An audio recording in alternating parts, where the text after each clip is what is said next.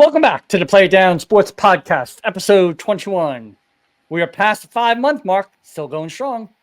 We start off with a quick update on our Westgate College contest, and we had some carnage on Survivor this weekend, but we're still alive. Then we have another round of Boneheaded Clueless Actions of the week, followed by a quick look at the Butterfield Bermuda Championship in Southampton. And then we have our college and pro picks as we look at week 12 and week 11, respectively.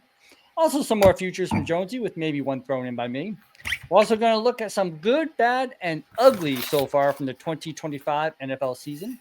Remember to always bet responsibly, and please like, comment, and subscribe. And don't forget to follow us on Instagram, Twitter, and TikTok at Play It Down Golf for all of our picks and our latest stuff. You can also catch us on Spotify and Apple Podcasts. Make sure you hit that follow button. Grab your beverage of choice, and let's play it down. Welcome to another week, Jonesy. How you doing, Scooter? Living the dream. How are you? Good. You got the La Bianca Chalice with your Stella tonight? I do. What are you drinking? Pretty much the same. Not quite the same as last week, but it's another Merlot, another Cameron Hughes, a different lot. And I'm drinking it out of the Cape Cod Winery wine glasses from where we were up there on vacation years ago. So enjoying it as always, especially with being laid up with a bad leg here. It's always nice to relax and be able to at least have a glass of wine in the evening. So nice. I had a good weekend. I was down in Myrtle Beach at the Bryan Bros 2025 shootout. Sean and I went down, played at the Grand Dunes, which is the hat I'm wearing tonight, Friday and Saturday. On Friday, we played with a couple of guys, Andrew and Ryan. Andrew was a plus 1.5, and Ryan was a 2. However, Sean and I, we took a couple of bucks off them. With our nice hefty with your handicap, hefty handicaps. Yeah. But you had to give us quite a bucket of strokes, so it worked out well for us. But we had a great time. Then Sunday we drove down to Columbia, played Selena since we were in the area. Very nice. And we actually brought Andrew and Ryan along with us, and had a great time. Oh, they played with you down there too. That's awesome. Yeah, they played with us. They came down there from Ohio. They're texting me on their way home. They got home to a foot and a half or a foot of snow or almost a foot of snow. Jesus. I knew there was some snow out in that Mideast, Midwest area coming in. That's crazy to have it this early in the year. But it was. And we woke up, we leave 80-degree weather, wake up, and it's 31 degrees and flurries in Virginia on our way back. But we had a great time. Great event hosted by them. So it was just a great weekend. But we're back. Awesome. During that weekend, I think I mentioned how I get stressed watching those college games on Saturday. Oh, I didn't have to do that, but let's take a quick gander at where. By the way, I got the hat. I got the Westgate hat. We have to have the Westgate hat on as long as that Play It Down is sitting up there at the top. So still, I did lose a little ground there. Jared Stack's Bear Bets and Rounding 8 pretty much all stayed the same. I kind of met them. I went 4-3. La Tech did not help me. Well, the refs didn't help me in that La Tech game, or that could have been different. That could have been 5-2. They'd come way back against Delaware and looked like they were going to cover, and then they just had. And not only did they not cover, they wound up losing the game because their onside kick was recovered by Delaware. So you basically at 24-16, they're covering 4th down. Delaware gets nothing, and they get a flag. They wind up going into the end zone, missing the 2-point conversion. That kills the cover. And then with 25 seconds left, there's an onside kick that Delaware recovers and somehow miraculously move to field goal range and win 25-24. Taking my over 5.5 win game, future, which was my top future of the year. And leaving it in peril because they're now 5-4 with 3 games left and they're underdogs this week. So you'll see that as we get through the podcast. So that was really quite a crazy finish. But just to kind of review here, over 1,000 teams in this Westgate Super College contest. I've got the hat on. We've signed up. We have 3 teams in this, and over 1,000 teams. The team that you're managing, that we're all sort of splitting financially, but like you're the one driving the picks. is in first place out of over 1,000 teams. And there are some really strong handicappers in this. We think that Chris Felico is the Bear Bets. Yeah. He's number 4 in here. I think there's some guys from Beeson that may be up near the top. Matt Yeomans, I can't tell from the team name, but he's talked about it. And every time they talk about it, I'm thinking to myself, my God, we have the first place and there's 3 weeks left. Whether that lasts is anybody's guess, but you are continuing to hang on. So congratulations. And last 2 weeks, I've hung on. Win us some money. That's all I can say. Bear Bets 2 is absolutely Chris Felico. I saw what he had. Him and I actually went head-to-head with 3 of our 7 picks this weekend. You took him down 2 out of 3, right? I had 2 out of 3 right. Now, one, Vandy, that was a bit he had Auburn, I had Vandy. That went in overtime, but Vandy covered in overtime. So I didn't care. One was what for the one that was sort of a tough loss. That was a great win for us, right? Yes. And you also kind of squeaked out a nice win with West Virginia. So anyway, the interesting thing is, do you think you get more followers or Chris Felico gets more followers? Because with this record, I would think it's you, but I don't know. I did start following him, hoping he'd realize that the Play It Down just started following him, and maybe he should follow us back, right? You're right. And get some going on. Get some viewers, get some viewers, but we'll see. Again, we like our little channel. We'll keep pushing out the content. Hopefully, people will start spreading the little word of mouth and get some more followers and more subscribers. That'd be awesome. The other half of this slide, though, is our survivor pool. This is kind of where everyone went in week 10. And obviously the Panthers and the Bills were the 2 big losers this weekend and took out essentially it started with about 1,769 people when right the week at the started. Bottom there. Yep. And after all was said and done, I believe there's exactly 1,000 people left. There are. That's exactly right. And they give you an implied value. So over 18,000 to start, down to 1,000. So your $1,000 entry is now effectively worth monetarily $18,000. Right. Obviously, at the end, you've got to get all the way to the end to cash it, unless you figure out ways to hedge. You figure out you sell your entry. There's things that can get done with this contest by people that are in it. There's some people with multiple entries left. It's the biggest survivorship contest going. Al Big and I have another pretty large one, nowhere near like this, that we're also still alive in. And that one's down from a couple thousand teams down to 56 teams. So a lot of survivor carnage here in these tournaments. And we're certainly hoping that, not tournaments, but contests. And we're certainly hoping we can survive and continue on in this. So that was worthy of note that we still have one out of those 1,000 entries left. One precious one left out of 1,000. One precious.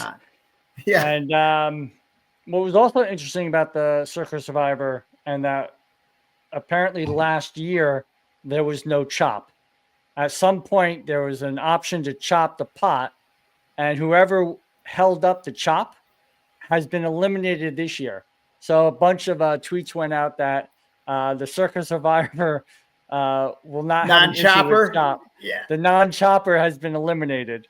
So interesting little side note there as well. Now, what they do with that is if someone doesn't want to chop and you get down to the last week or two, you can go, to the casino. A Circa will a lot of times allow you to, put a pretty large bet in as a hedge on the other side of the team you've got. So you have ways to monetize it if you get deep enough.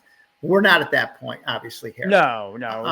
We had Denver, by the way, and that was a brutal game to watch. Absolutely brutal. It was horrible. We survived it. There were people that had the Bears that shouldn't be left. I mean, it could have been complete carnage in this thing.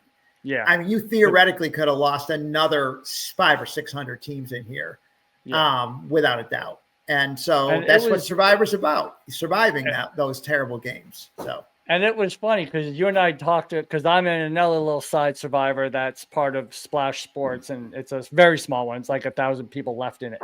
And it didn't start till like week 7. I had the Panthers. And I was trying to convince you, I think Panthers is a good pick because you know what? They're playing the Saints and they really should win. And you're not going to use them any other time. I didn't like them. And you're like, no, I'm going with Denver. And it was ironic because I had Denver and then I put in the Panthers. And at the last second, I went back to Denver. So you're still alive. So I'm still alive. But that was kind of ironic that here's a conversation you and I had, and I was convinced I was going to go with the Panthers, and I did. I couldn't convince myself to do it. I said, you know what? That old adage, you got to be able to put your head on the pillow. At least pick pick the team that you can put your head on the pillow at night. And the Denver was the team I could do that with. I couldn't do it with the Panthers. So I mean, I've got. We're alive. That's all that matters. We're alive. Yeah, exactly. Not dead yet. And first place, 3 to go. Really 2 weeks before I can actually start to, sleep a little better on Saturday or Friday night. I think you need 3 weeks before you're sleeping, I think. But I know. All right, let's move on to our old favorite, Boneheaded Clueless Actions of the Week. And where are we going to start? I think this is an interesting start, I think. I'm going to let you kind of take this one, Tom, because you know more about it than I do. But we're going to start with good old Nico Harrison. Yeah. So this broke this week that he got fired as the GM of the Mavs. But the story, and everybody who's listening to this is probably going to know about the whole Luka trade to the Lakers. This is an NBA, bonehead, right, that you're looking at. And he was the architect of trading away Luka to the Lakers, and he got Anthony Davis back from the Lakers, who's a very good player but very, very injury prone. And very injury prone. Over 45 games, I think he's played 14 since this trade. And obviously, was an important piece of the Lakers as they were trying to get to a championship. Mm-hmm. But basically that there was an uprising amongst the fans in Dallas as soon as that trade broke. And this guy has been under fire from the entire time. So last year, the Mavs, as soon as that happened, Davis played a couple games, he gets hurt. Right? Kyrie Irving was hurt. And so guys that are on that team that have sort of been around Luka, like Kyrie Irving, is a key player. He's been injured, and it's not gone well for the Mavs at the end of last year or this year. And I think they lost to the Wizards, who are the worst team in the league. And the fans started this fire Nico chant a few games ago. And finally, the other night, after became more and more just louder, and the ownership, who had sort of backed them up, decided, okay, now we're going to, after we allowed this trade to happen, and after we have kind of gone through the end of last season and allowed it to go into this season, now we're going to make a decision that we're going to appease the fans. So to me, this entire process of the ownership of the Mavs since Mark Cuban sold the team, and the GM they hired and his decision-making, and they certainly must have enabled and allowed him to make that decision.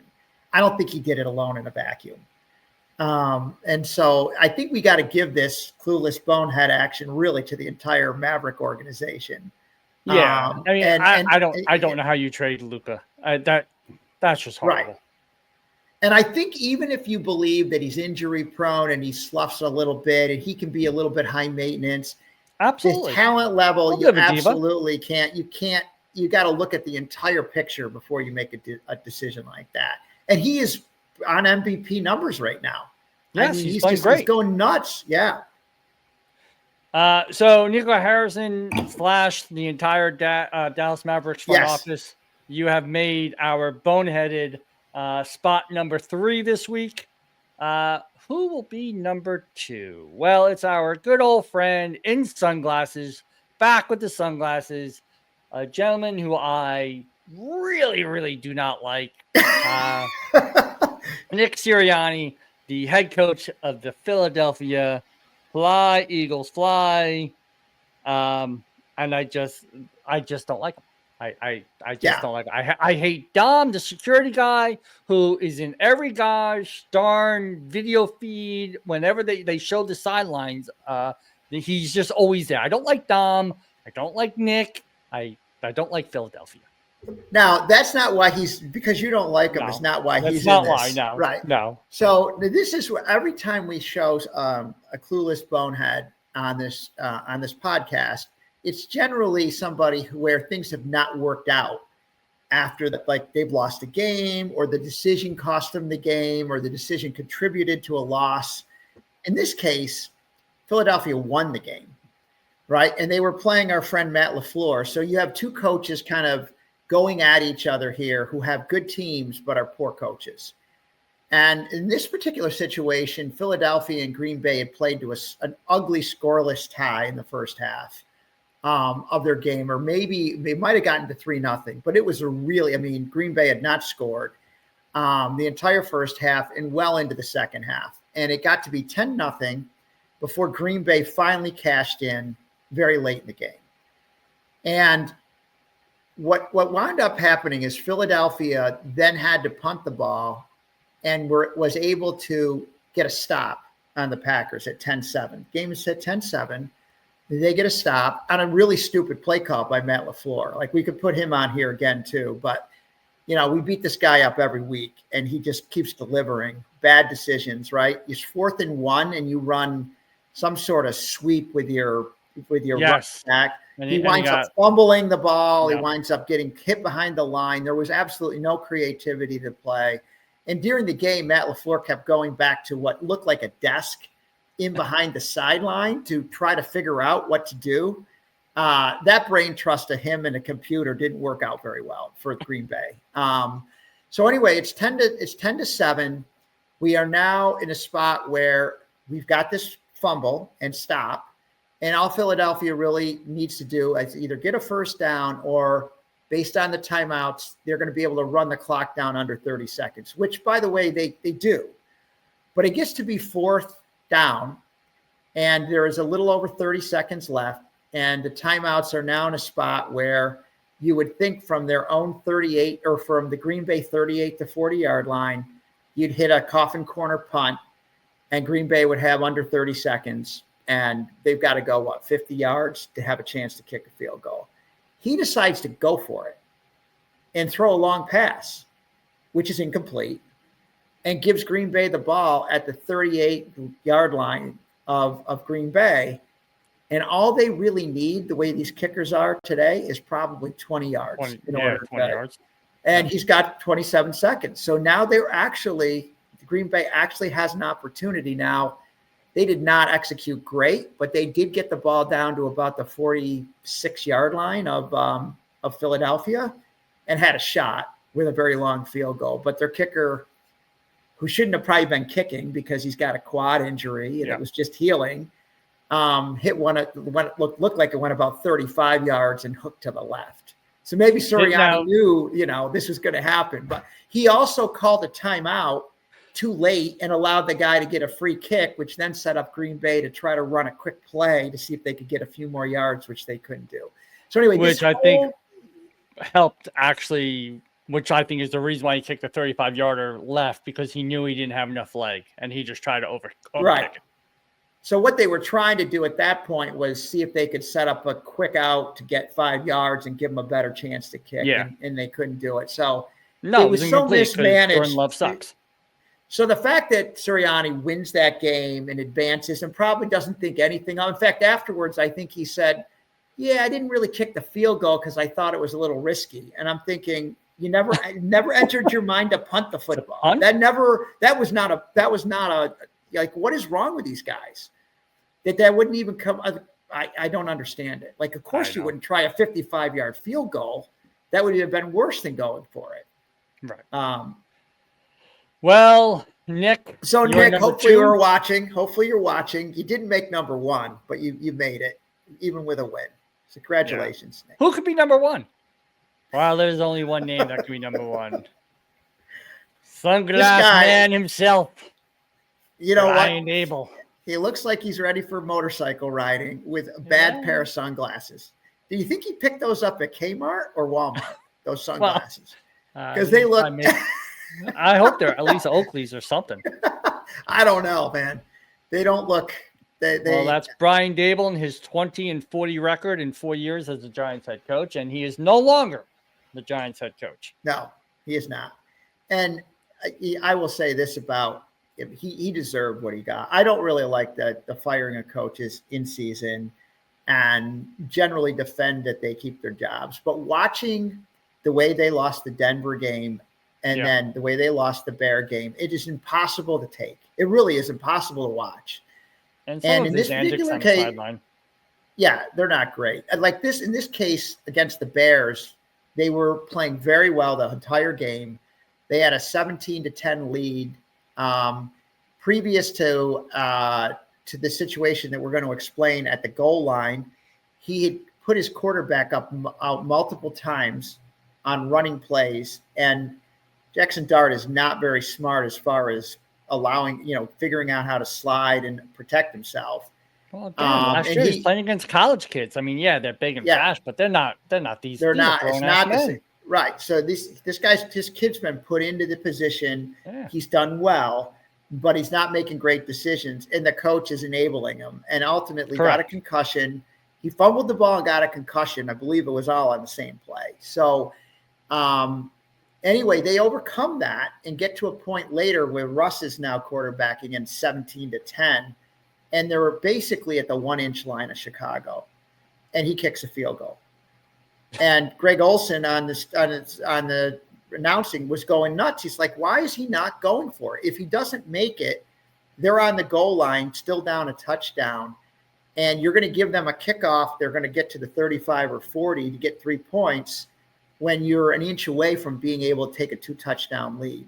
Now, part of me was thinking, is it that bad to take a 10-point lead? But this is the Giants. And you got to try when you're 2-7 and you're in that position. They're not going anywhere. Yeah, let's just try to take the Bears and put it to them here.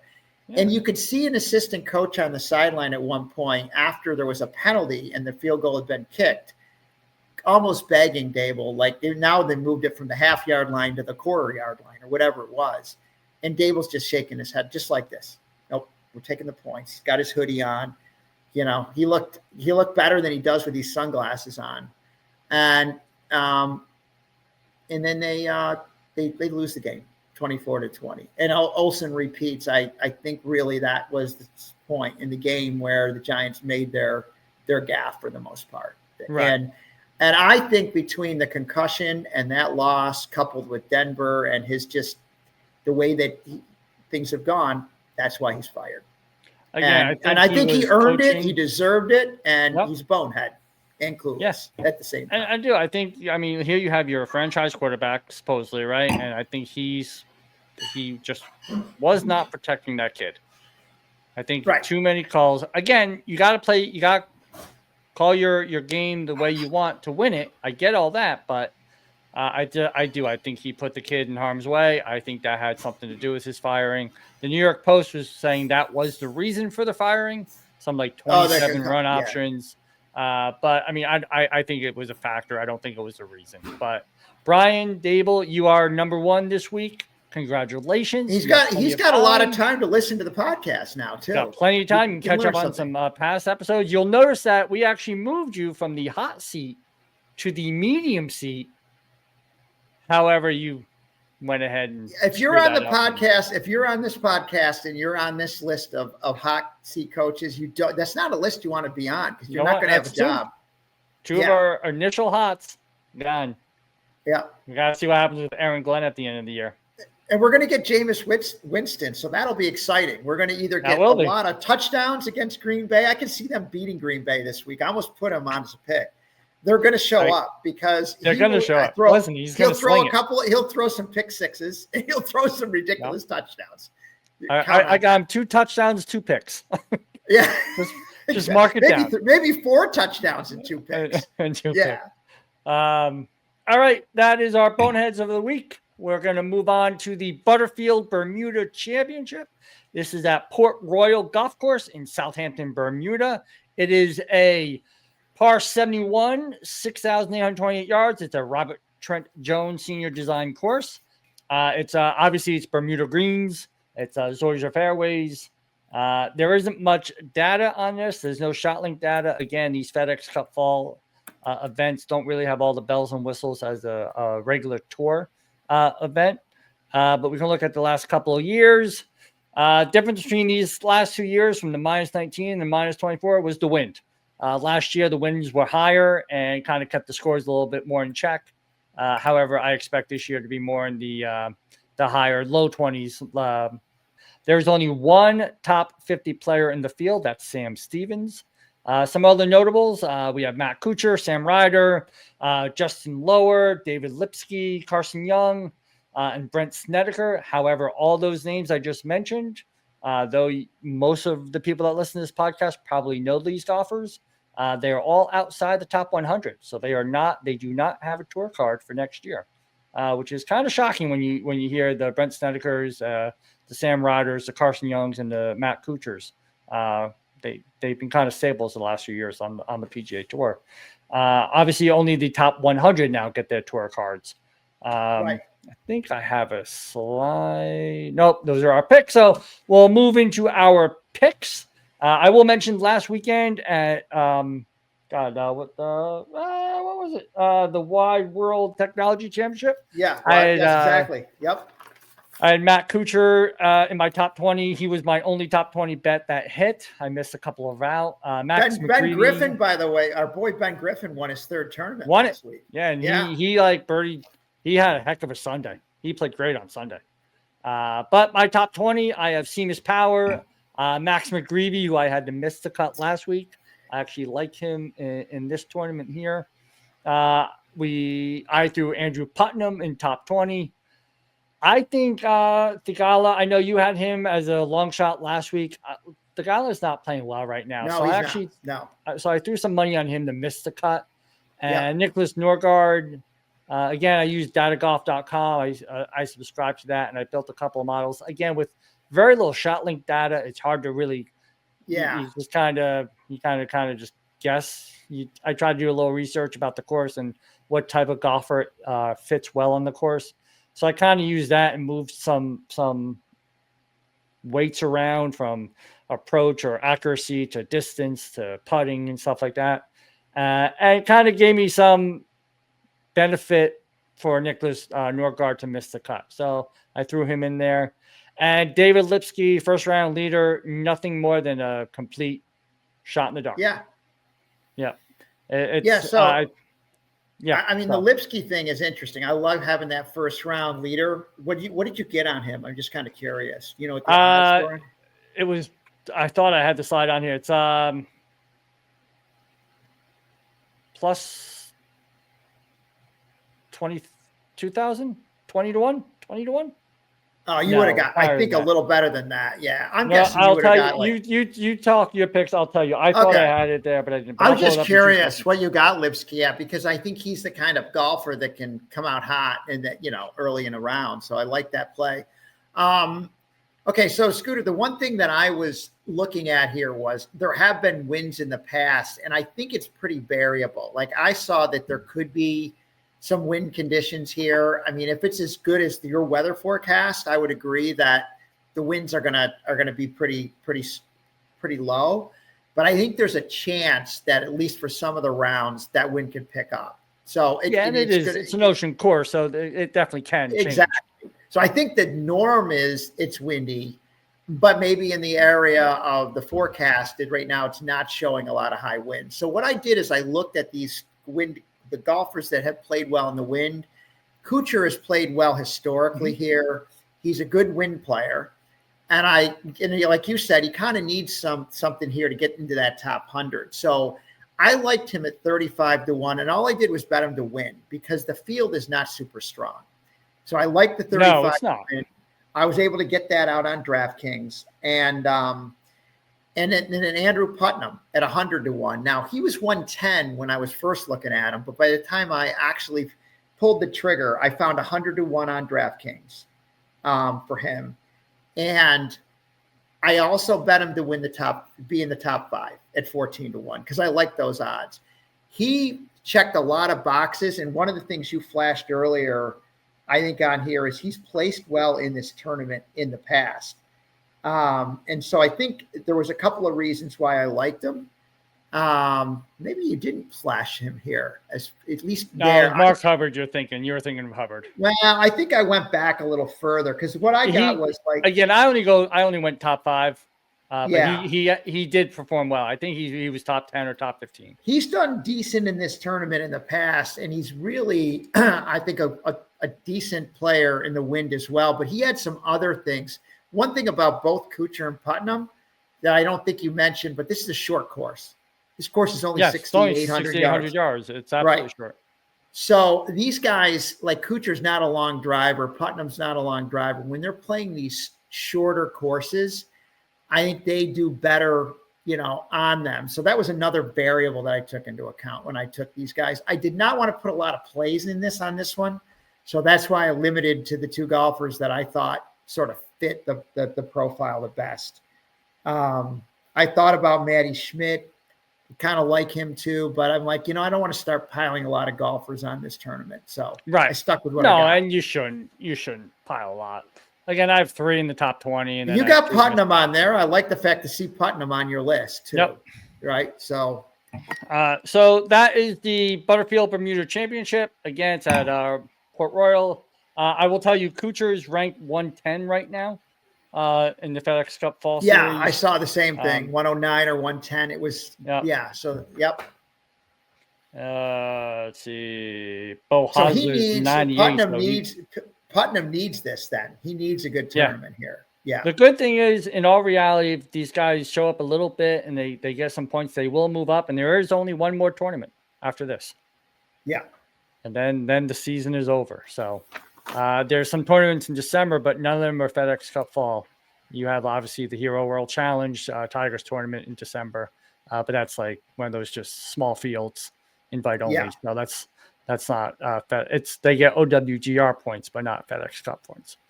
And the last thing about this tournament before you move on is I wrote this down, the last 6 years. I'm going to just read you this.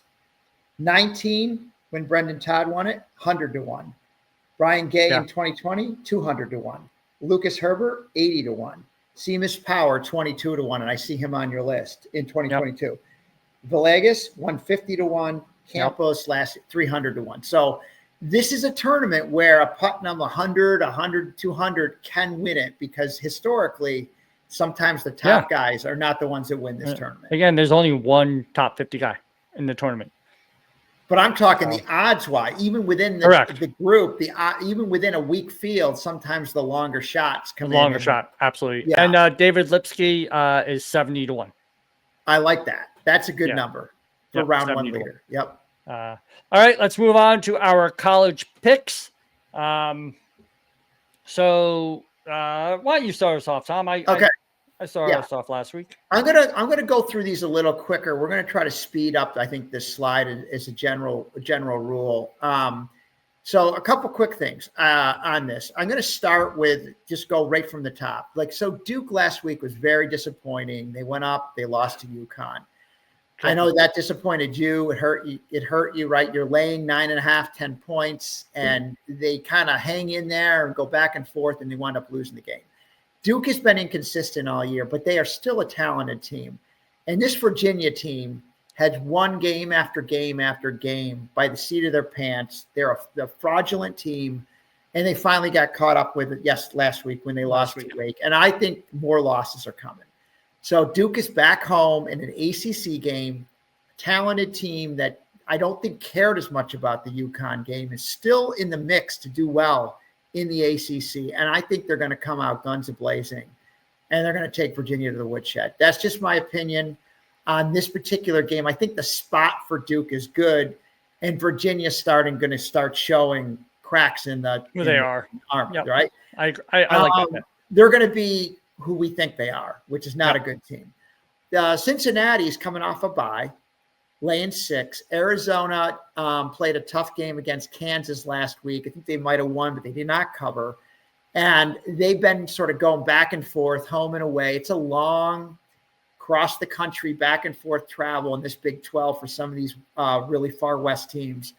I like Cincinnati, who was playing very well until they got crushed by Utah, which I saw coming. And this week, I think Cincinnati comes back, gets their crap together, and takes, is going to win by at least a touchdown over Arizona. This last game's a bit of a wild card. Colorado State burned me in our little Tabor pool last week. I thought they might stand up against UNLV. They're horrible. This is a bad football team. It's a bad team. Ranked like 133rd defensively. New Mexico has been a pretty good team this year. They're home. And I think they're just going to run Colorado State out of the building, right? They're a good team, relative to, a Mountain West. They're kind of average or above average. And Colorado State is pond scum, so to speak, of that conference. They're just not a very good team. So those were the three that I came up with.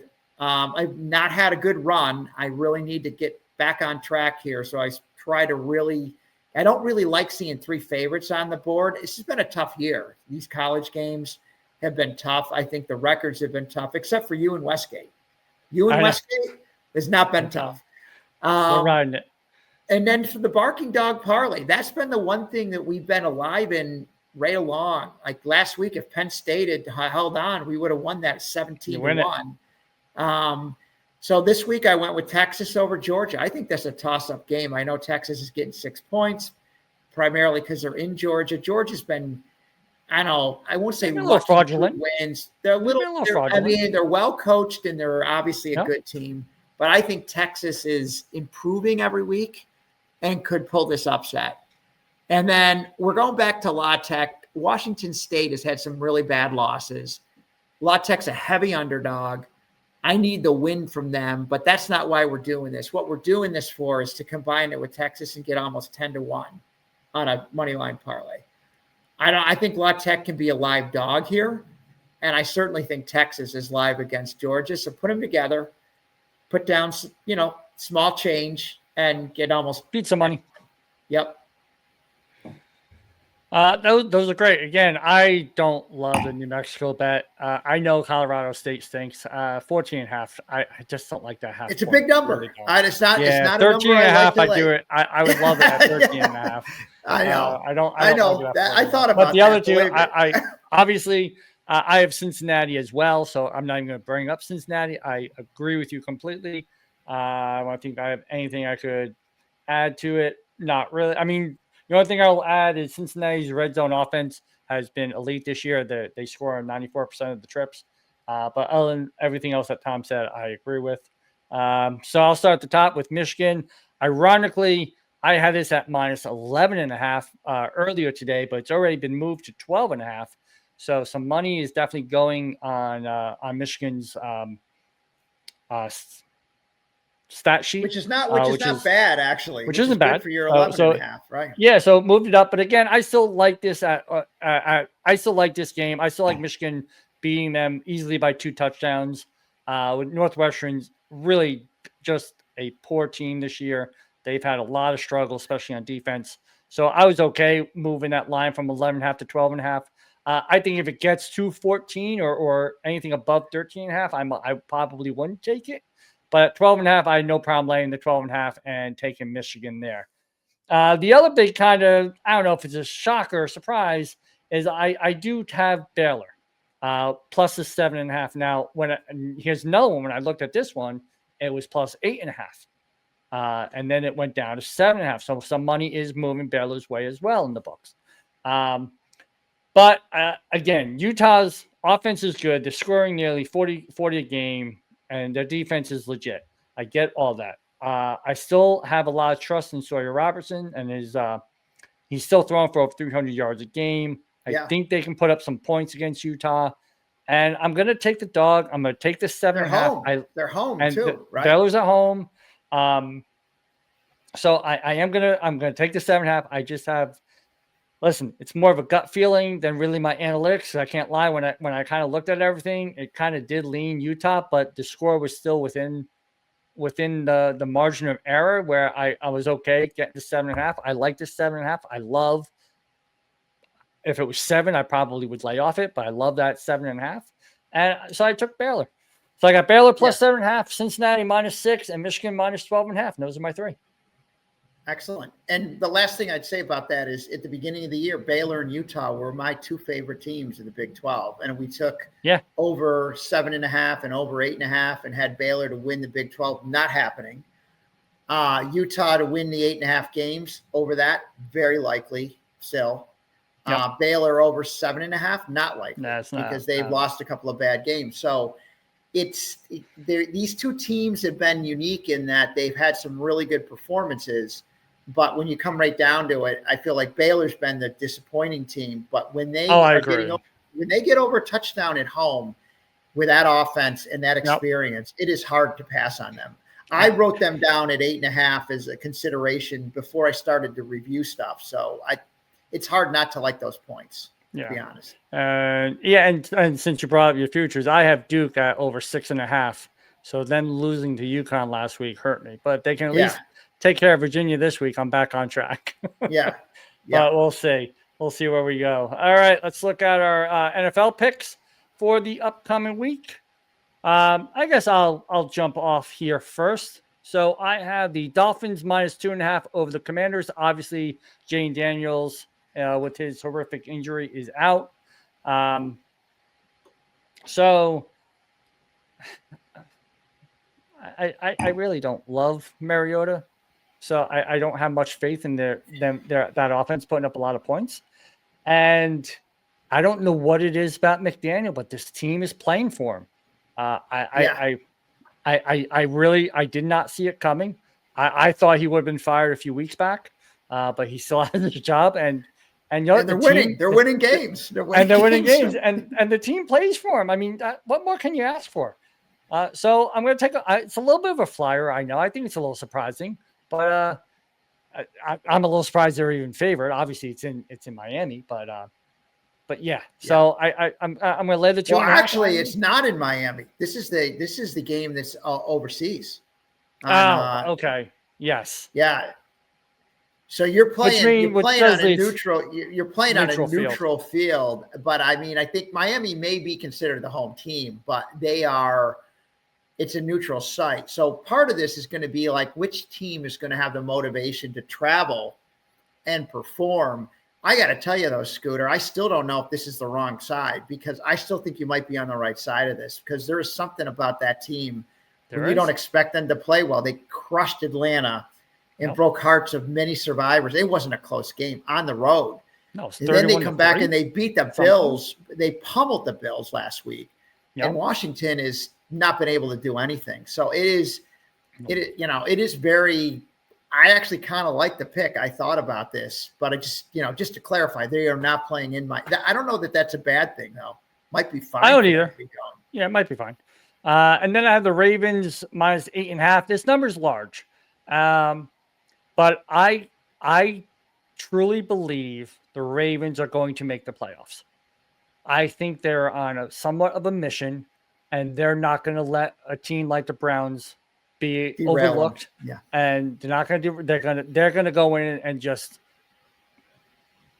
pound them until they have no heart left, and they're going to win the game easily. It's not going to be any late comebacks or anything like that. So I like the Ravens in this position. They have some tough games coming up. I think they know they need the wins. If they had a winning record right now, I'd probably go the Browns, but they have a losing record still, and they need to pile some wins, and they're gonna run all over the Browns and cover this number. I think easily. I think this is easily a 2-touchdown victory, if not more. And then my last one, I have the Bengals +5.5, and this is mainly because I think the Steelers are complete trash. That game on Sunday night was horrible. The game they played against the Patriots was horrible. They're just not a good team. I don't see it. Their defense has been lackluster most of the season, and Rodgers they just don't have the weapons. I don't know. They should be better, but the guys don't put themselves in position to make plays, and they just don't. They punt. Seems like they're 3 and out almost every time. So it is hard to watch. It is hard to watch them. It really is. I got a little bit encouraged when they beat the Colts. So they took the Colts down at home. Yeah. And I thought that was going to be. That was turnovers on the Colts, which I think was. It might have been. But again, the Colts are frauds, as you know. They are not. But I do believe a little bit that the Steelers are a team that when you think they're done, they come up with a win. And I thought they should beat the Chargers that had no offensive line, and their defense was fine. But Rodgers looked lost. He looked like a deer in headlights in that game. I don't know why. The Charger defense is okay, but he wasn't. But I don't think it's so much. I literally think he has no players getting in position. Like no one's seeing. It doesn't seem like they're in sync. I agree with that. That seems to be part of the problem, but he hasn't played that badly this year. It's just I agree with that. I know what you're saying. It's like even the way they lost to the Bengals the first time, that night he was connecting with his players and the defense couldn't stop Flacco. Right. Like you can't predict this team.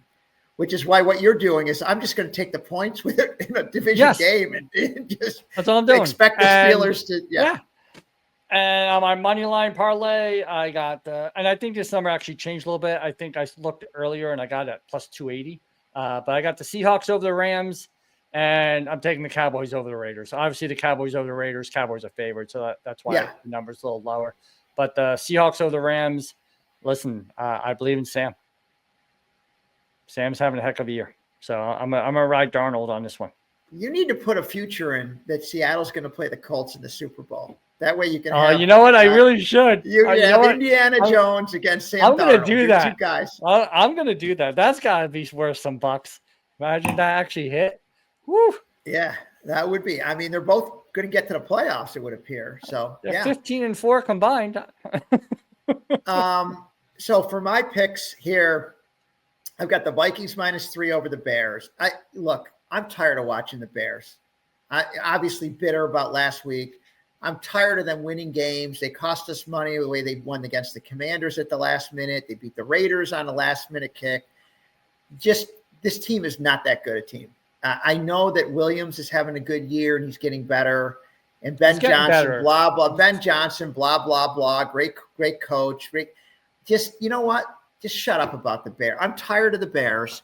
They're not that good a football team. And they're going into Minnesota, and the Vikings are gonna teach them a lesson. And they've already, I don't know how good the Vikings are. I don't think they don't need to be that good to beat the Bears. Okay, they just don't. So this is just an anti-Bear pick.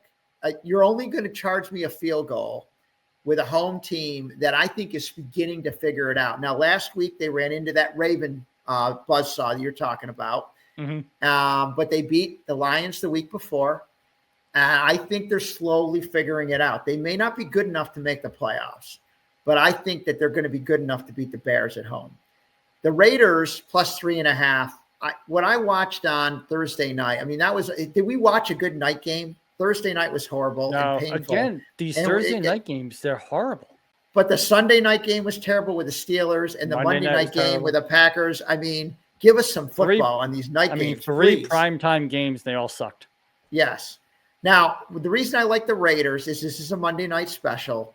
They're good on Monday night. They're getting over a field goal at home. I know they keep losing these games, but a lot of these games they're losing are tight. So I like the hook here, the 3 and a hook on a primetime game. And this Dallas team, you just don't know what you're going to get anymore. I don't. They get pummeled by teams, and one exception was they crushed the Commanders, at home. So I'm just going to take the 3 and a hook with a home team over a Cowboy team that seems very inconsistent. Oh, 100%. And then this last pick again, getting the field goal with the Jags.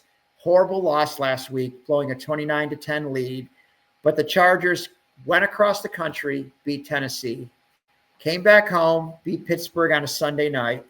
Now they're going to go back down to Florida and play a desperate Jags team who needs to win this game. Mm-hmm. And they have no line. And I don't know that they can keep winning these games with Joe Alt, and I think they've got at least 2 of their starting linemen out.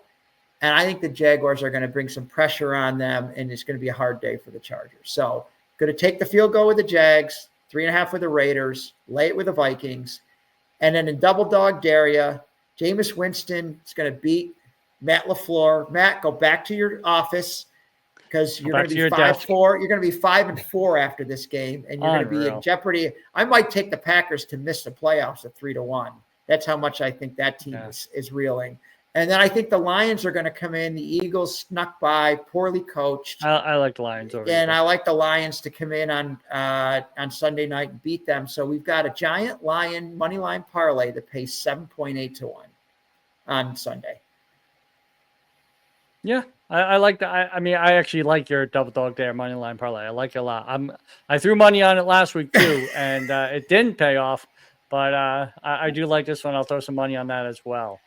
So those are our NFL and college picks. Do with them with however you like. Hopefully you make some money. Hopefully we make some money this weekend. And next we have our picks from last week, which sadly we're going to go over this really quick because they're just not that good. I went 2-1 in NFL and 1-2 in college. Tom went 1-2 in college and sadly 0 in the NFL. So that was fun. I think it was even. I think it might have been even flipped. Did I win? I did not win. No, I did not win any of those college picks. No, you checkmarked me at 61-5.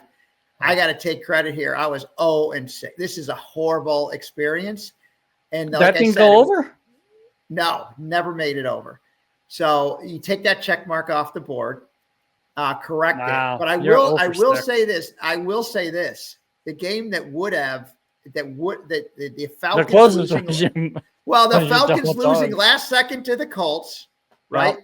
If Falcons win that game, that was 6-1. And if Penn State doesn't give up a last second touchdown and a great catch to Indiana, Hawaii boat race San Diego State, that's a 17-1 payoff.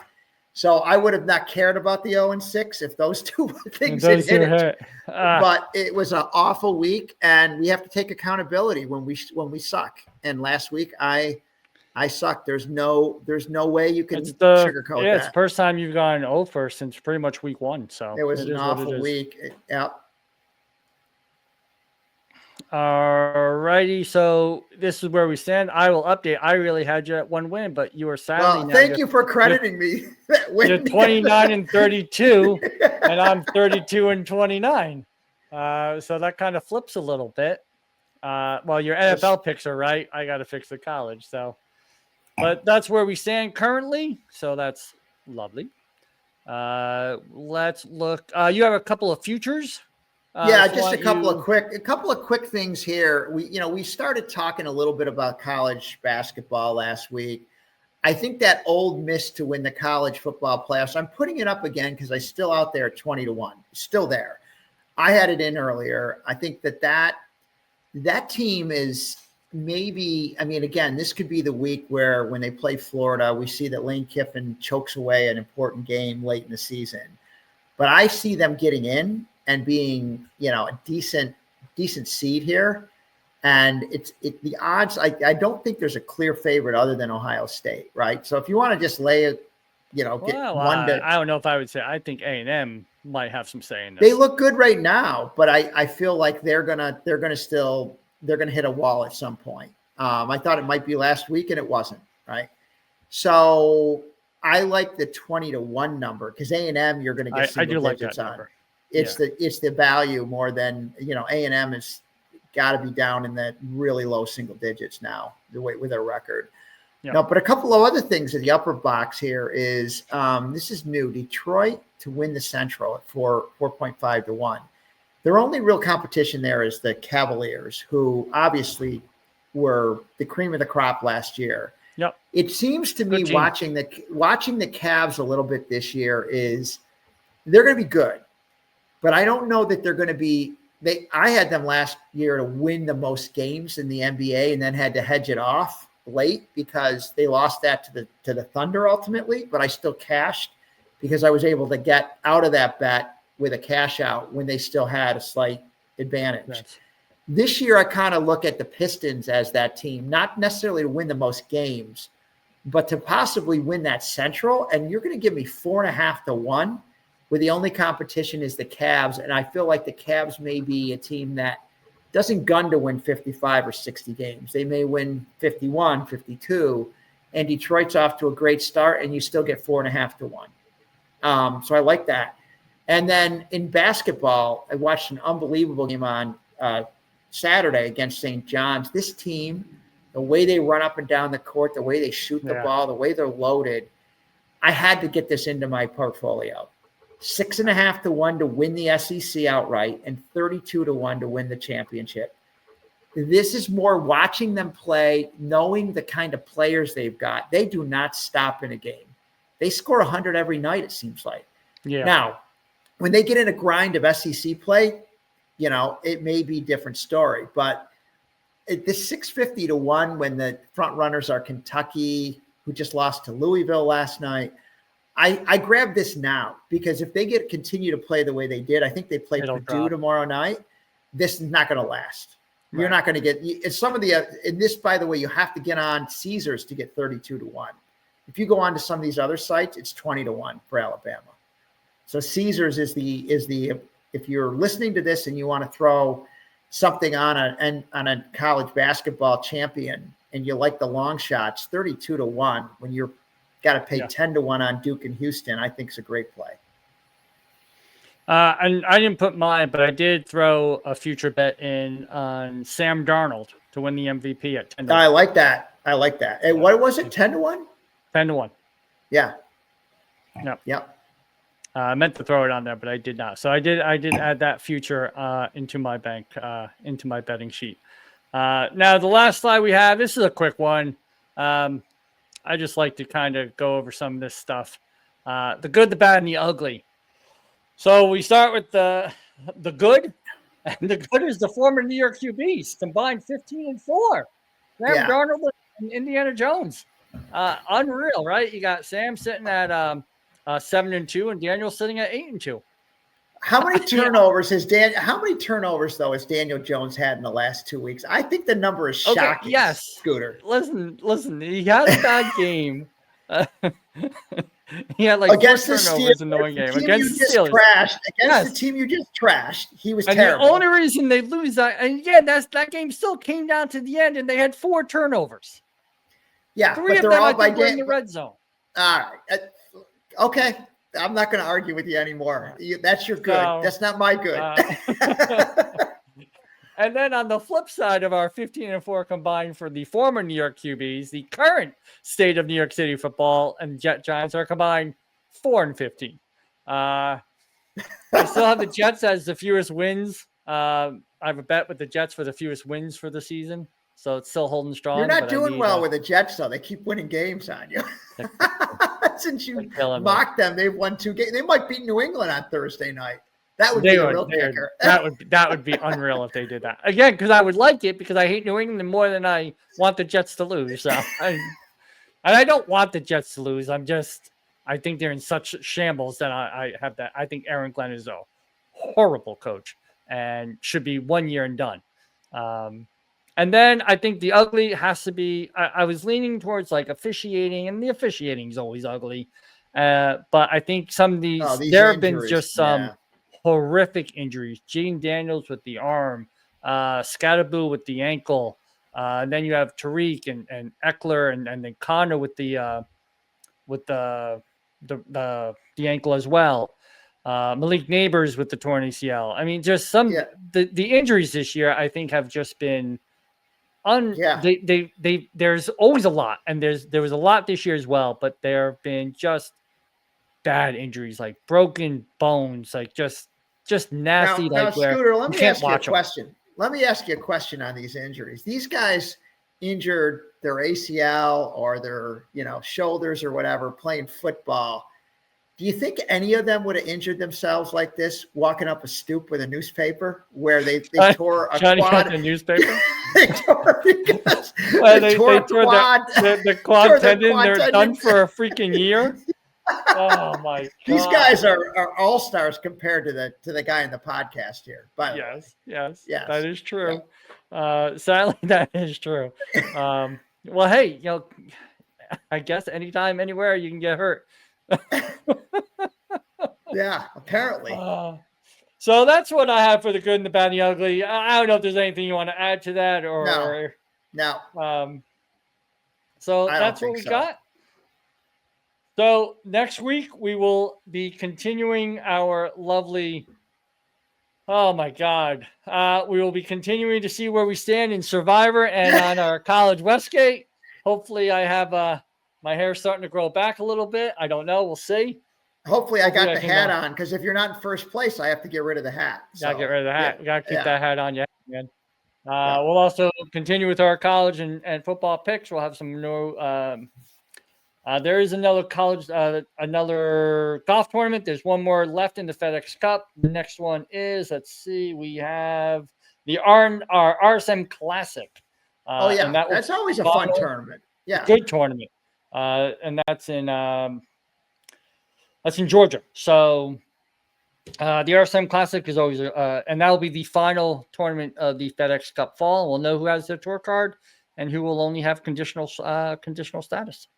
Jonesy, rest up, heal up, keep that leg PT going, and we will catch Big you all. Big Jones Herico Open. We didn't mention that. We got the Jones Herico. You gonna make it? You gonna make an appearance? I'm gonna try to get up there, because I'm still helping coordinate it with Herico, but I got to fill in. Garrett Orr's filling in for me and gonna play in my place against the field. So we have 14 teams in this thing. So it's gonna be a good tournament. If you make the ride up there, we'll get the podcast up there. We'll do some interviews. We'll record some stuff and maybe make a little side episode. Let's talk about that. That sounds good. We will talk about. Oh, one last thing. How's Oklahoma City looking, wins and losses wise? They still okay, right? You know what? 11-1, I think. They're one injury away from losing enough games. I told you that was a deep bench, man. I'm not worried about injuries with them. Have a great week, everyone. We will catch you next week. Have a good one.